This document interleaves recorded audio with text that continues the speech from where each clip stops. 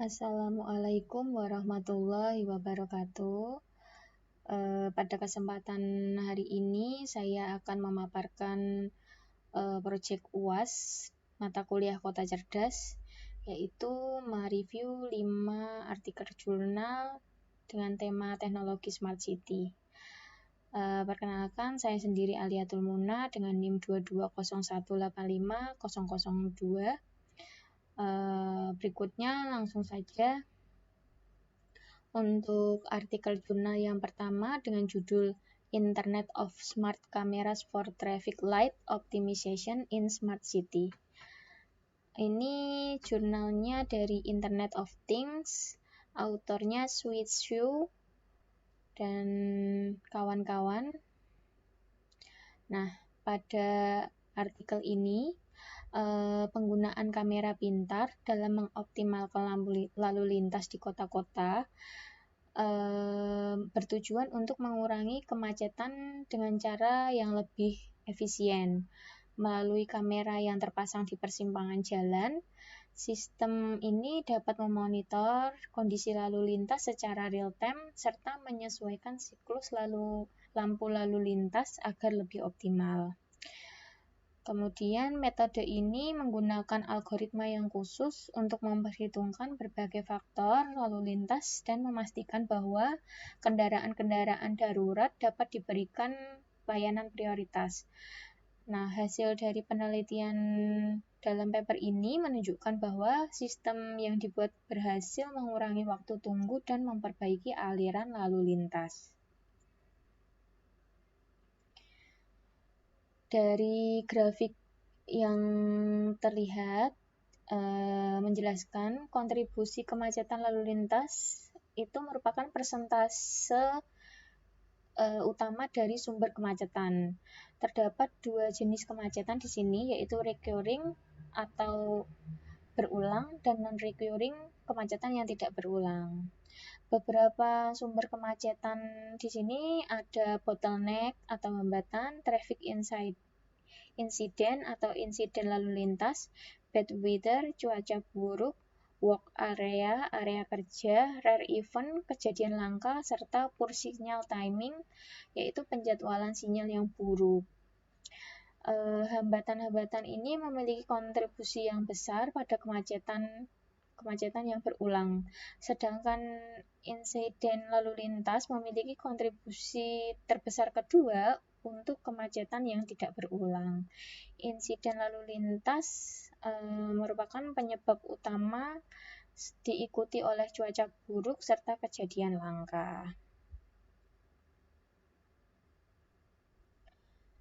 Untuk metode penelitiannya, ini yang pertama mengumpulkan data traffic secara real-time di persimpangan menggunakan kamera pintar, kemudian penggunaan algoritma logika fuzzy yang adaptif dan distributif untuk kontrol lampu lalu lintas tanpa fase. Yang ketiga ada pengolahan gambar oleh kamera untuk menghitung jumlah dan jenis kendaraan serta kepadatan traffic. Yang kemudian simulasi algoritma kontrol distribusi menggunakan kerangka kerja sumo. Yang terakhir evaluasi kinerja berdasarkan waktu tunggu rata-rata kendaraan dan penanganan kendaraan darurat. Hasil dari penelitian dari paper ini bisa dilihat dari simulasi gambar. Penelitian ini menunjukkan bahwa dengan menggunakan kamera pintar yang dipasang di persimpangan jalan, menjadikan sistem dapat secara efisien mengatur lampu lalu lintas. Serta sistem ini dapat mengurangi waktu tunggu rata-rata pengguna jalan dan memperbaiki jalur bagi kendaraan darurat, terutama selama kepadatan lalu lintas terjadi. Dengan demikian, pendekatan ini membawa peningkatan dalam pengelolaan lalu lintas perkotaan yang lebih adaptif serta responsif terhadap kondisi lalu lintas aktual.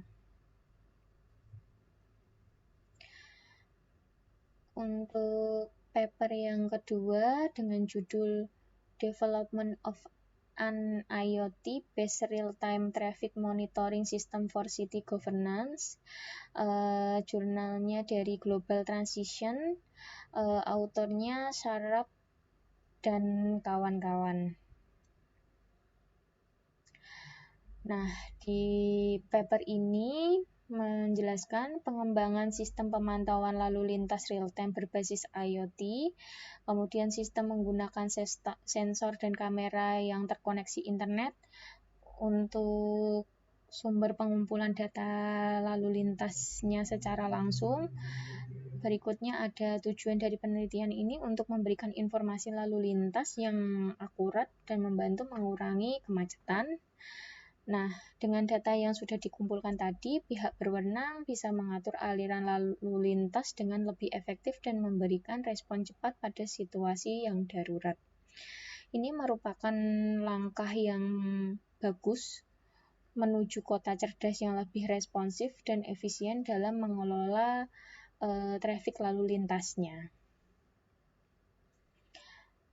Kemudian ada model komunikasi sistem seperti yang terlihat di gambar di sini. Pengaturan di pinggir jalan, roadside setup, terdapat unit-unit yang dilengkapi dengan sensor dan wifi yang dipasang di sisi jalan. Nantinya unit-unit ini akan mengumpulkan data dari lalu lintas serta mengirimkannya ke platform IoT. Nah, platform IoT ini sendiri adalah inti dari sistem di mana data dari sensor akan disatukan, diproses, lalu kemudian akan dianalisa. Sistem manajemen lalu lintas pusat atau Central Traffic Management System ini digunakan untuk mengolah data, kemudian disimpan di server penyimpanan, dan informasi yang relevan itu dapat diakses melalui mobile atau diakses oleh unit admin. Kemudian server database di sini digunakan untuk menyimpan data lalu lintas, kemudian untuk diakses dan dianalisa lebih lanjut. Berikutnya ada arsitektur sistemnya. Ini ada 4 tahapan. Pertama, lapisan sensor, sensing layer. Ini digunakan untuk mengumpulkan data dari kendaraan menggunakan sensor magnetik. Sensor yang digunakan itu HMC5883L MAG. Kemudian yang kedua, lapisan jaringan atau network layer. Ini digunakan untuk menangani komunikasi dan transfer data menggunakan Wi-Fi dan microcontroller seperti Node MCU ISP8266. Yang ketiga itu lapisan layanan atau service layer yang berfungsi untuk menyimpan data, memproses data secara offline, serta memvisualisasikan menggunakan MongoDB dan platform ThingSpeak. Yang keempat, kemudian lapisan aplikasi atau application layer.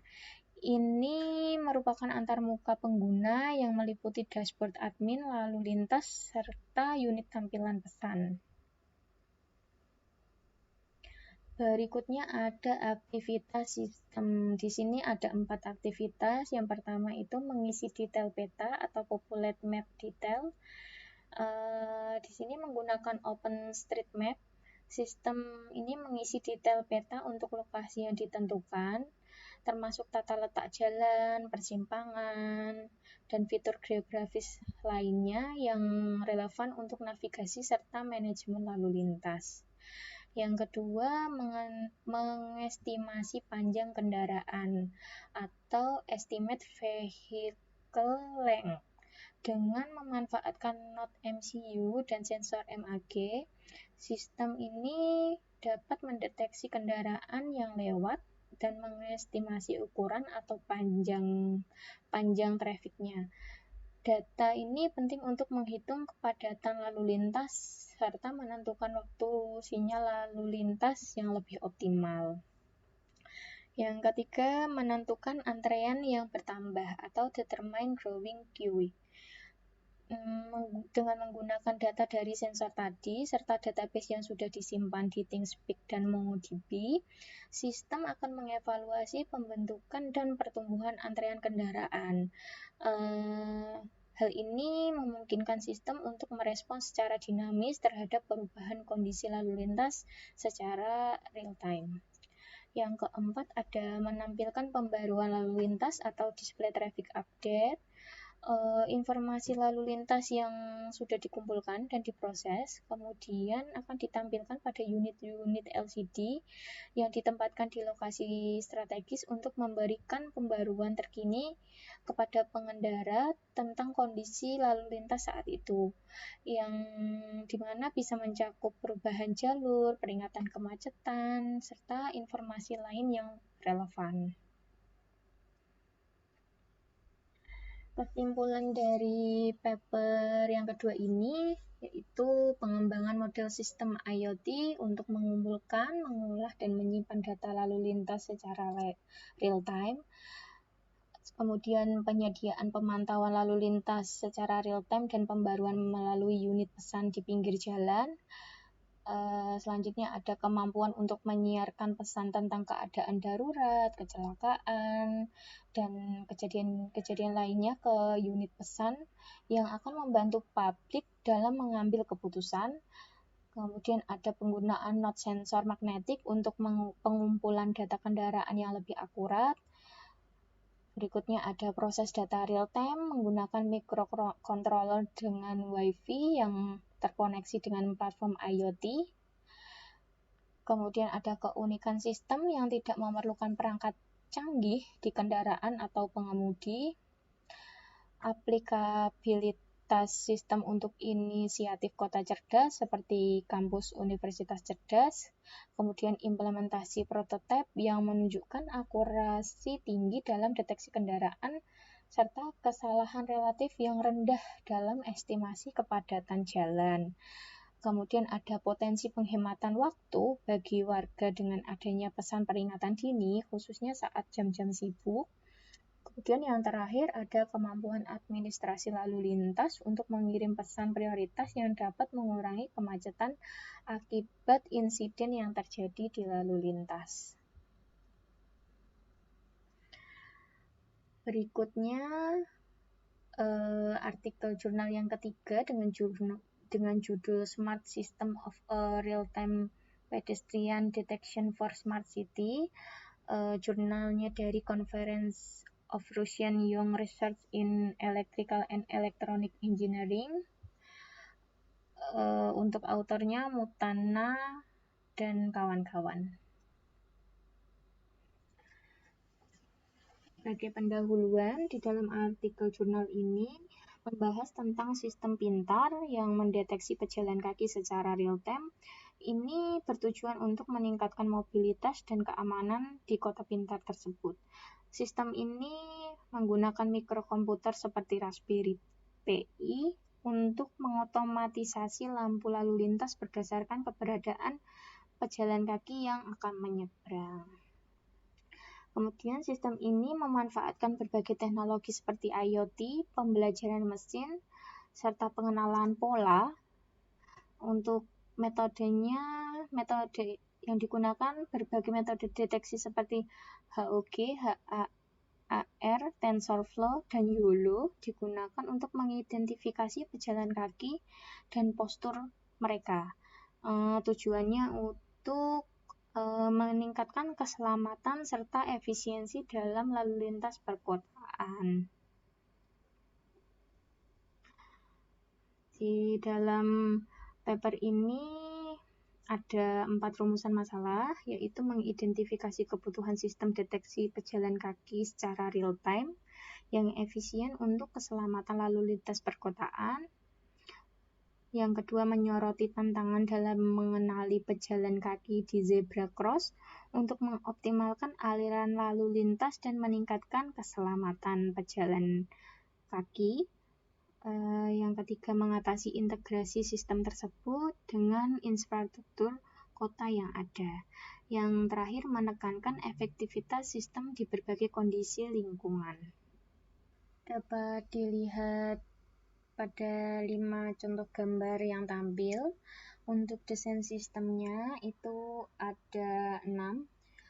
Pendekatan deteksi objek ini menggunakan metode HAR dan HOG yang terintegrasi dalam perpustakaan OpenCV untuk mendeteksi objek dalam gambar atau video. Kemudian yang kedua ada deteksi pejalan kaki dengan TensorFlow. Nah, si TensorFlow ini menggunakan API sumber terbuka dari Google. Ini digunakan untuk masalah pembelajaran mesin terkait deep learning, model SSD MobileNet V1 Coco dari TensorFlow Detection Model Zoo digunakan untuk mendeteksi lebih dari 80 jenis objek termasuk objek orang. Yang ketiga, penggunaan model YOLO.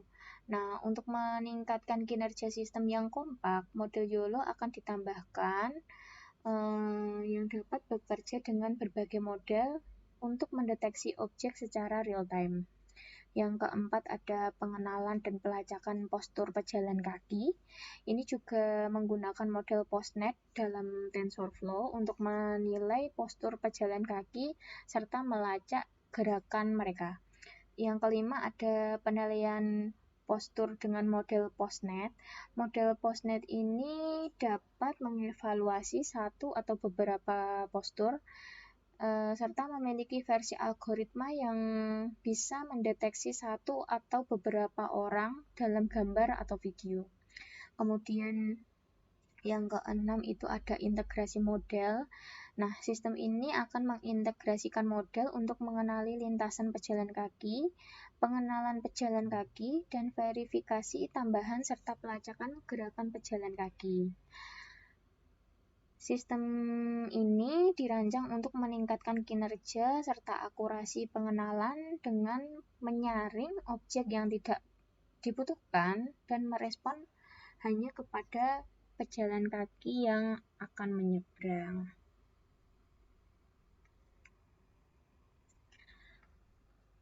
Kemudian ada kesimpulan serta future research dari artikel jurnal ini, yaitu ada 4. 1. Sistem terdiri dari 3 model, yaitu pengenalan pejalan kaki, pengenalan penyeberangan pejalan kaki, serta pengenalan postur pejalan kaki. Yang kedua ada rencana ke depannya itu akan menggabungkan model-model tersebut menjadi satu sistem dengan logika pengambilan keputusan tambahan serta emulasi sinyalisasi untuk pengujian. Yang ketiga, hasil tes menunjukkan variasi dalam akurasi pengenalan tergantung pada kepadatan lalu lintas pejalan kaki serta kondisi pencahayaan. Yang keempat, eksperimen dilakukan di platform mikrokomputer Raspberry Pi 3. Hal ini menunjukkan kemungkinan penerapan sistem ini tidak hanya di klaster komputasi yang kuat, tetapi juga di perangkat akhir. Kemudian yang keempat, artikel jurnal dengan judul Traffic Signal Control for Smart Cities Using Reinforcement Learning. Jurnalnya dari Computer Communication. Untuk autornya adalah Joe dan kawan-kawan.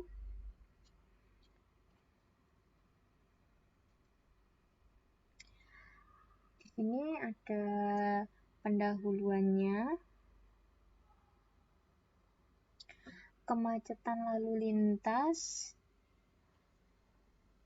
adalah masalah yang besar di area perkotaan. Hal ini akan menimbulkan biaya yang tinggi dalam hal waktu tempuh, konsumsi bahan bakar yang digunakan kendaraan, biaya operasional, serta polusi lingkungan. Berbagai penelitian terdahulu telah dilakukan untuk mengelola sistem manajemen lalu lintas, termasuk pengembangan sistem transportasi cerdas atau ITS, untuk membuat sistem manajemen lalu lintas yang lebih aman, efisien, serta ramah lingkungan. Konsep kota cerdas sendiri muncul dan berfokus pada penggunaan Internet of Things atau IoT serta teknologi komunikasi informasi atau ICT untuk pengelolaan perkotaan yang lebih efektif termasuk manajemen lalu lintas. Sistem lalu lintas di kota cerdas itu penting untuk mengurangi kemacetan lalu lintas serta untuk mengontrol sinyal lalu lintas. Ini merupakan metode yang efektif ya untuk manajemen lalu lintas di perkotaan. Nah, dari artikel ini membahas penggunaan pembelajaran reinforcement learning, khususnya Q-learning, untuk mengoptimalkan sistem kontrol sinyal lalu lintas yang berguna untuk mengurangi kemacetan lalu lintas itu sendiri serta meningkatkan efisiensi di kota cerdas. Berikutnya ada 6 algoritma yang diusulkan di sini, yaitu pertama mendefinisikan masalah. Algoritma ini bertujuan untuk mengoptimalkan kontrol sinyal lalu lintas di persimpangan untuk meminimalisir keterlambatan lalu lintas. Untuk hal ini melibatkan penanganan beberapa kendaraan di persimpangan secara simultan serta distribusi sinyal yang adil. Yang kedua ada Q-learning. Q-learning ini merupakan metode yang digunakan untuk pendekatan serta mengeksplorasi lingkungan yang kompleks dan memilih perilaku yang baik berdasarkan pengalaman. Algoritma ini akan mempertimbangkan konsep state, action, serta reward. Yang ketiga, mengontrol sinyal lalu lintas berbasis Q-learning.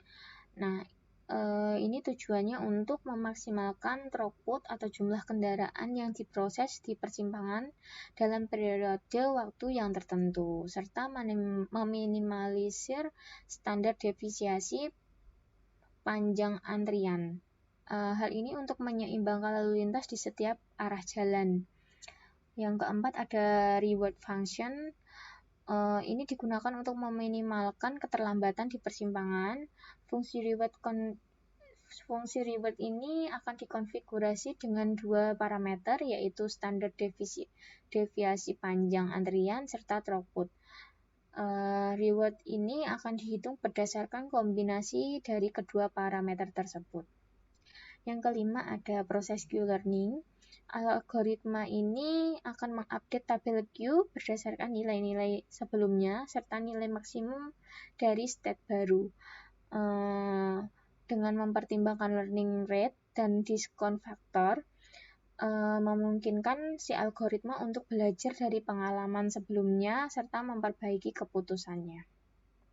Yang keenam ada algoritma ini dirancang untuk meningkatkan efisiensi sistem kontrol sinyal lalu lintas dengan mempertimbangkan kondisi lalu lintas saat itu yang dinamis serta menghasilkan distribusi sinyal yang tentunya lebih optimal.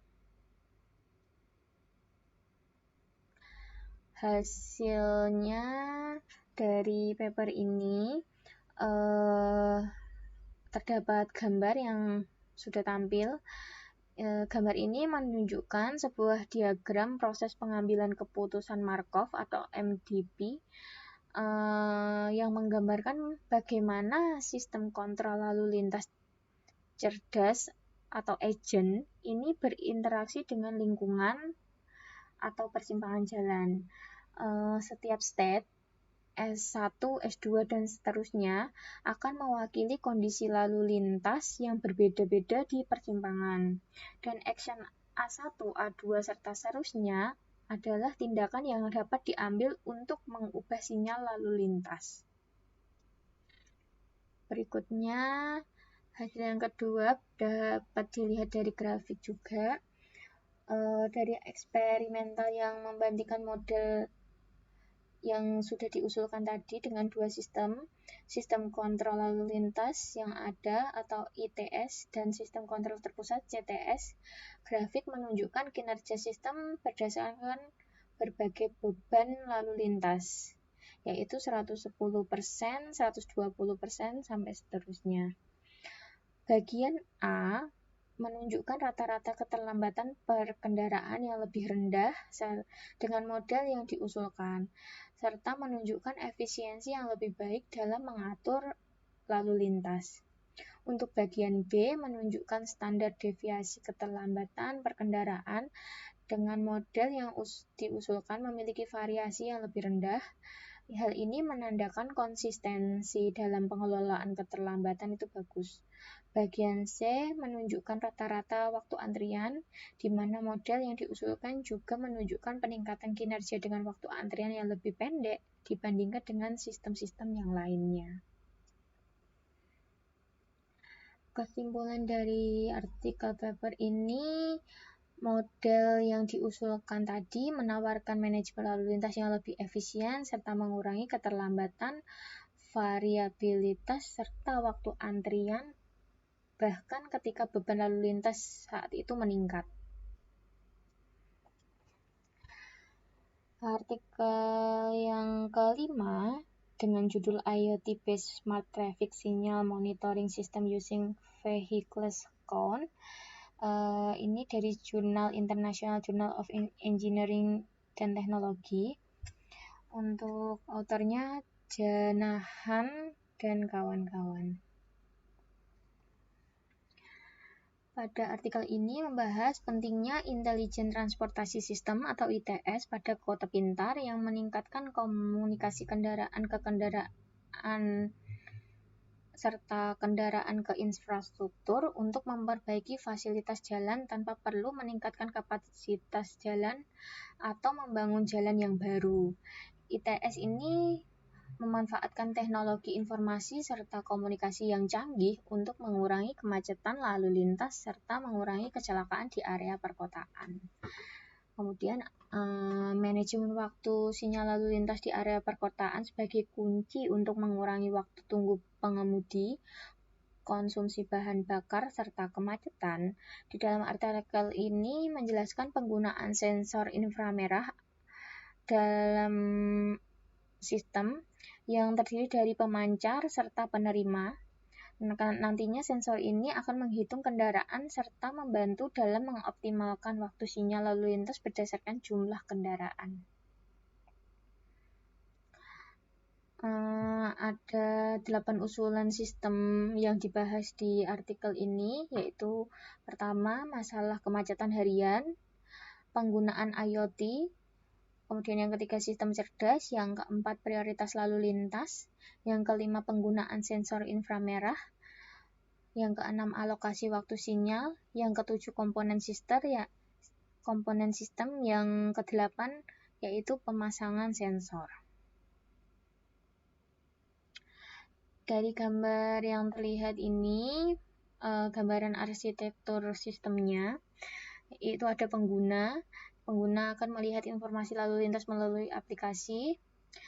Kemudian sensor IR-nya ini akan mendeteksi kepadatan kendaraan di setiap area. Kemudian ada controller, ini digunakan untuk mengumpulkan data dari sensor. Kemudian yang keempat, pengendali Bluetooth. Ini digunakan untuk mengirim data dari controller ke ponsel Android. Kemudian ada Android Phone. Android Phone ini gunanya untuk mengirim data ke server melalui jaringan. Yang keenam ada gambar server. Ini untuk memproses data, menerapkan algoritma data mining, serta mengoptimalkan waktu sinyal. Yang ketujuh itu ada gambar komunikasi serial. Ini digunakan untuk data yang dikirimkan kembali ke microcontroller. Yang kemudian ada microcontroller sendiri. Hal ini untuk mengatur sinyal lalu lintas berdasarkan data yang diterima. Kemudian yang ke-9 itu ada gambar sinyal LED untuk menampilkan status sinyal lalu lintas kepada pengguna jalan.